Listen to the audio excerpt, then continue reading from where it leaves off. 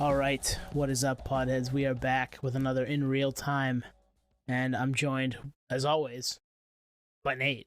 But just Nate. It's just me and Nate tonight, right? Yeah, I appreciate the as always because it's not necessarily the case. It's been a revolving door, but we try to be a three piece, and sometimes it works, sometimes it doesn't. But yeah, today it's us two. The show must go on, and Anthony is still around. Don't you worry. He were Yeah, just exactly. recording this as a twosome tonight. Just a quick in real time, we wanted to talk a little Pantera. They have made obviously news, reforming, playing shows finally again this past week, and are back kind of in the fold, albeit a little different lineup than your normal Pantera lineup was. Because we can't have Dime and Vinnie Paul are no longer with us. So, but it's exciting to have them back playing shows, doing their thing. How do you feel about it, Nate? Yeah, for a couple of reasons, it's exciting. I know there's a lot of mixed feelings out there in regards to them reforming. The Abbott Brothers. It's essentially their band, but for us, we kind of, or at least I'm speaking for myself, but I think all three of us missed the Pantera train. We were a little late to the game, mainly because they weren't really touring a whole lot when we were able to get to shows. So we kind of just missed them. And then obviously in 2004, we lost Dime, and that was kind of the demise of any kind of reformation of Pantera. So this, reformation is, I think, exciting for us because we get a chance. So they did reunite. They reunited on December 2nd at the Hell in Heaven Metal Fest in Mexico. And I checked out some clips, and I got some thoughts. Did you check out some of the video? I haven't checked out any of the video yet. I did read a few things. I mean, they've been all over social media with headlines from Charlie Benante and Phil Anselmo, and hearing about Zakk Wylde joining them, and all that stuff has been out there. So it's been interesting to see that. But at the same time, you're right, it has been mixed. And I think some people are like, this is essentially a tribute band. And it kind of is, but it also isn't, because you get some of the original members doing their thing and sounding like they do. So it's almost a hybrid of a band being put together as a supergroup slash new version of Pantera, old version of Pantera, kind of melding together. I don't know. I like. I'll tell you this: going to see Zakk Wylde and Black Label Society this summer at Tattoo the Earth, I was blown away by their set. So Zakk Wylde is more than capable of playing some music. I'm excited for that piece of it for sure.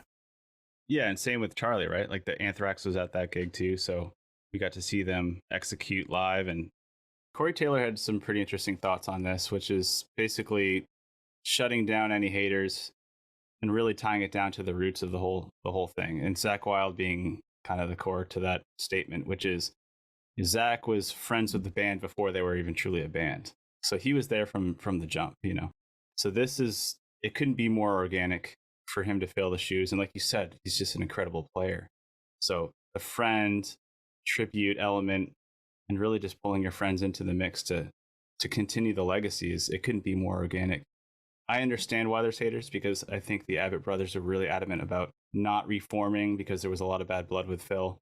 But like I was saying earlier, this is an opportunity for fans like us and anyone younger than us, or even fans of them in their heyday, to really come together and see the band do their thing. I mean, they're such an incredible band, Pantera, and also post-pandemic, like it's time. Live music's back, and we want to see these things come together. So, and it couldn't be. I don't think there could really be a better fit with Charlie and Zakk kind of filling those shoes, to be honest.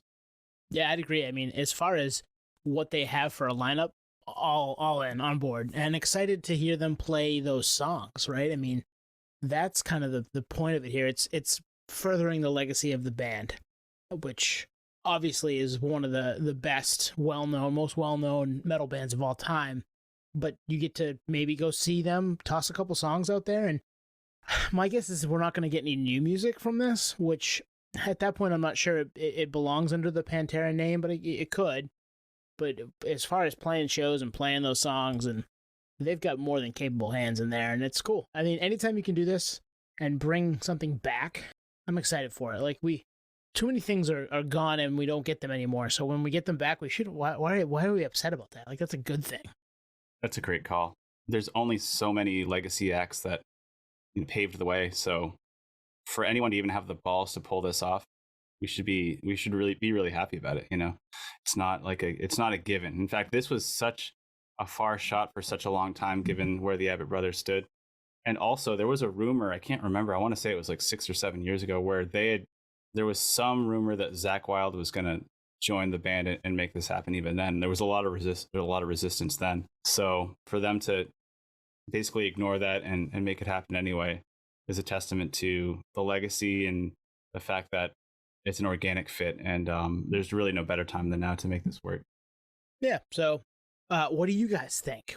We've given our thoughts, and you know what? I'm excited to ask Anthony what he thinks about it, because we don't know where he stands. So I wonder if he'll agree with us, or if he'll be on a different plane with that. But if you're listening, you're a fan of Pantera, or a fan of Anthrax or Black Label Society, or any of the bands that we just mentioned, like, let us know what you think of this coming back. Is this something that you're on board for, or are you thinking, nah, leave it where it was? You can't make it any better. Why bring it back? I'd like to know. I'd like to hear from you guys. So hit us up. Cool. So thanks for checking us out in real time. Again, we'll be back Monday with a really cool interview from a band that we've talked about a bunch over the last couple of weeks. So yeah, stay tuned for that. It will be a good one. Peace. Thank you for listening to Podioslave. We are at Podioslave on Twitter, Instagram, TikTok, all of the places that you can find us on social media. Facebook, Podioslave Podcast. YouTube, Podioslave Podcast there. Email us at podioslavepodcast@gmail.com. And hey, if you want to become a supporter, click on the link at the bottom of the episode and give us $1, give us $5. It keeps the lights on, keeps us going. We really appreciate that stuff. Thank you.